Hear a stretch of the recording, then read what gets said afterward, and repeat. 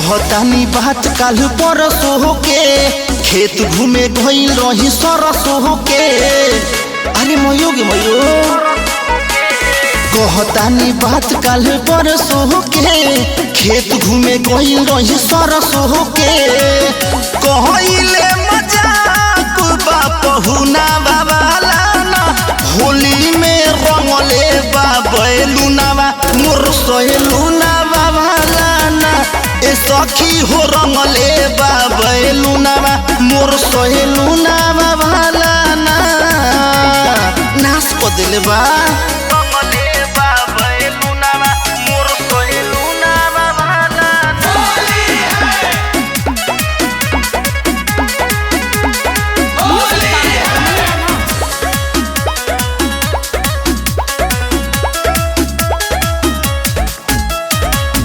देखी के वो कोहर भाला माई रे माई हो गइल करे जा पाला माई रे माई।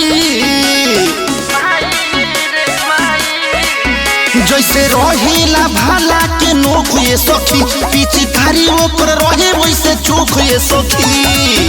थरले बास्ता की मोर लयलुना बाबालाना ए सखी हो रंगले बाबेलुनावा मोर सहेलुना बाबालाना होली में रंगले बाबेलुनावा सखी सहेलुना बाबालाना ए सखी सहेलुना बाबालाना। होली है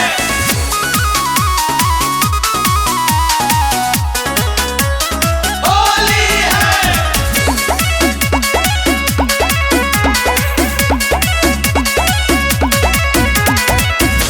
धाकर धनंजय हमके धइली हले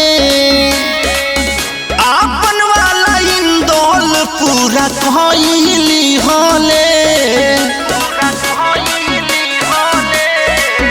रहे सरसों में छिपल सियार लेखा रे मजा महले बाधो के भातार लेखा रे नसले बचोली देहारा दुना बाबालाना होली में रंगले बाबेलुनावा सखी सहेलुना बाबालाना ए सखी हो रंगले बाबेलुनावा हमार सहेलुना बाबा।